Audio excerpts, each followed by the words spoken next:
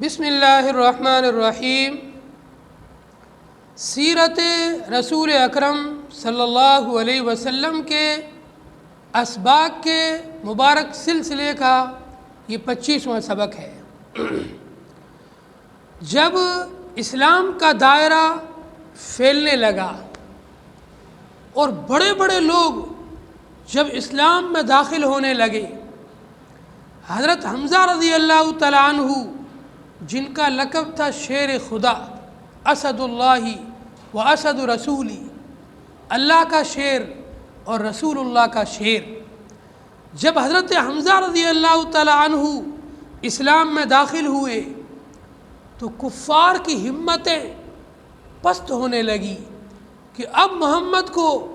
ستانا مشکل ہو گیا ہے، اب محمد کو پریشان کرنا آسان نہیں ہے۔ اس لیے یہ بڑے بڑے جو کفار کے سردار تھے، ابو جہل، عتبہ، شیبہ، ولید اور بھی امیہ بن خلف، یہ سب کے سب لوگ جمع ہوئے اور انہوں نے ایک مشورہ کیا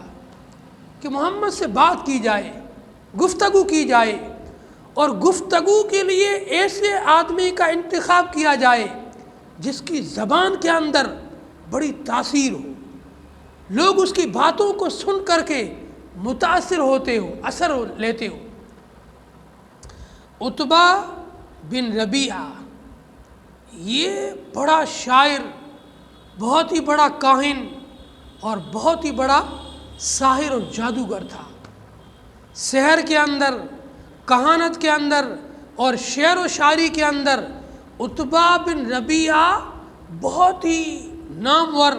اور مشہور شاعر تھا۔ جب یہ کلام کرتا تھا تو لوگوں کو اپنا گرویدہ بنا لیتا تھا، ایسا بہترین شاعر اور بہترین یہ کاہن تھا۔ مشورے سے طے ہو گیا کہ عتبہ بن ربیعہ محمد سے بات کرے گا۔ عتبہ بن ربیعہ مشورے کے مطابق محمد الرسول اللہ صلی اللہ علیہ وسلم کے پاس پہنچے اور جا کر بات شروع کی، کہنے لگے، اے میرے بھائی کے بیٹے،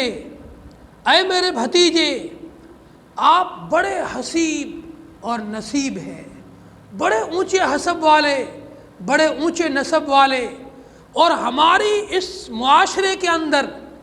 اور ہماری سوسائٹی کے اندر اور مکے کے اندر آپ بڑے لائق اور فائق جوان ہیں،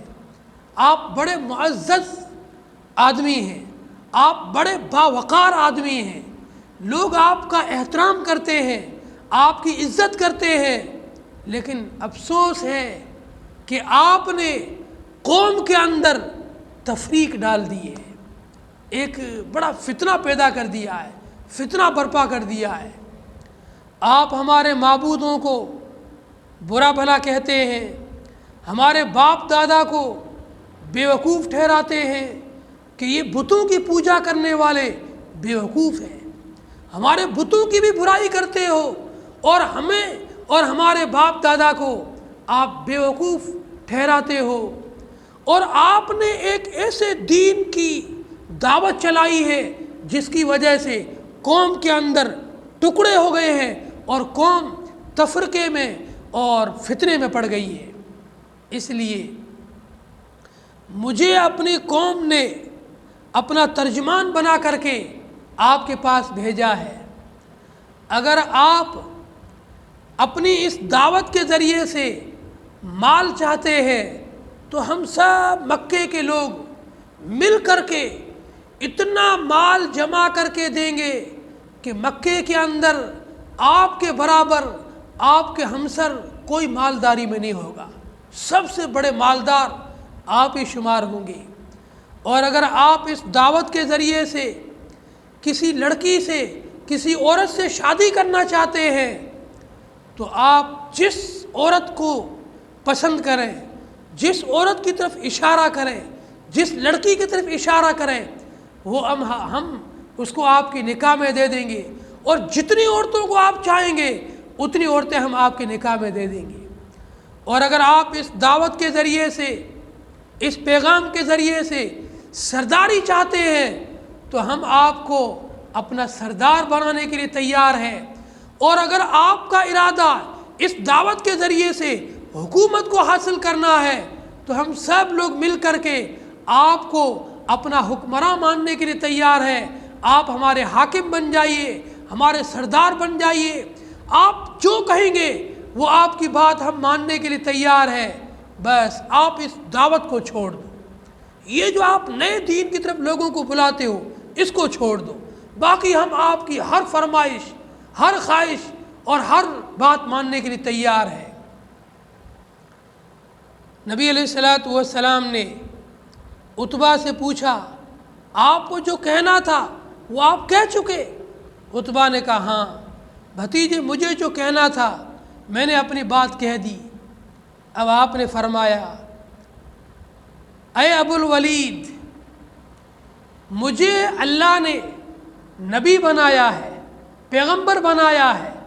اور مجھے اللہ نے یہ ذمہ داری دی ہے، مجھے اللہ نے یہ ذمہ داری دی ہے کہ میں لوگوں کو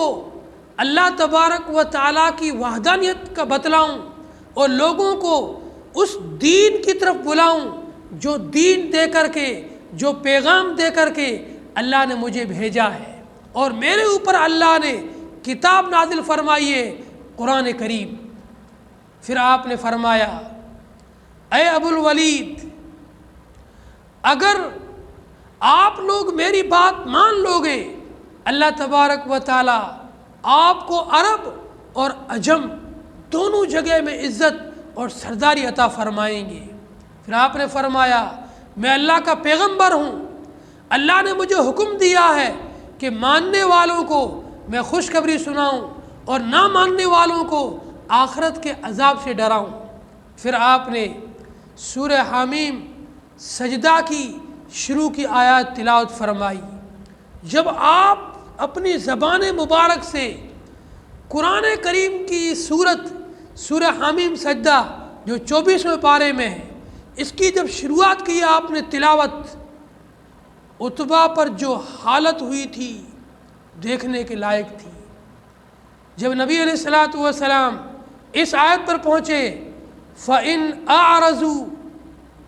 اگر یہ لوگ آپ کی دعوت سے اعراض کریں تو پھر ان پر بھی ویسا عذاب آ سکتا ہے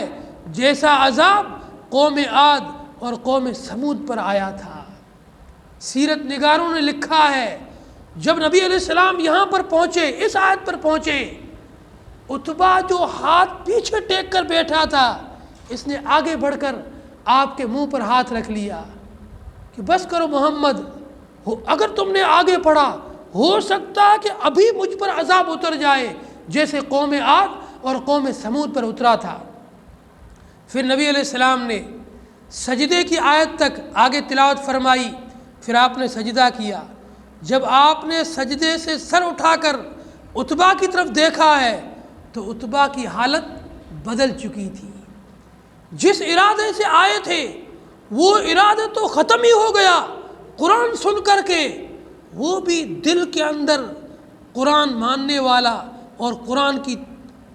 تاثیر جو ہوتی ہے وہ اس پر بھی اثر کر گئی تھی۔ یہ چپ چاپ آپ کے اس مجلس سے اٹھا اور واپس کفار کی مجلس کی طرف جانے لگا۔ جب ابو جہل نے عتبہ کے چہرے کو دیکھا، اپنے ساتھیوں سے گیا، جو چہرہ لے کر عتبہ گیا تھا اسی چہرے کے ساتھ ہی واپس نہیں آ رہا ہے، اس پر بھی محمد کا جادو چل پڑا ہے، اور مجھے لگتا ہے کہ اس نے بھی محمد کا دین قبول کر لیا ہے، یہ صابی بن گیا ہے، بددین بن گیا ہے۔ جب عتبہ کافروں کی مجلس میں پہنچا اور یہ کہنے لگا، اے لوگوں، میں بڑا شاعر ہوں، میں بڑا کاہن بھی ہوں، میں بڑا ساحر بھی ہوں، میں نے جو محمد سے کلام سنا ہے نہ تو وہ شعر و شاعری ہے، نہ وہ کہانت کا کلام ہے، نہ وہ کسی جادوگر کا کلام ہے،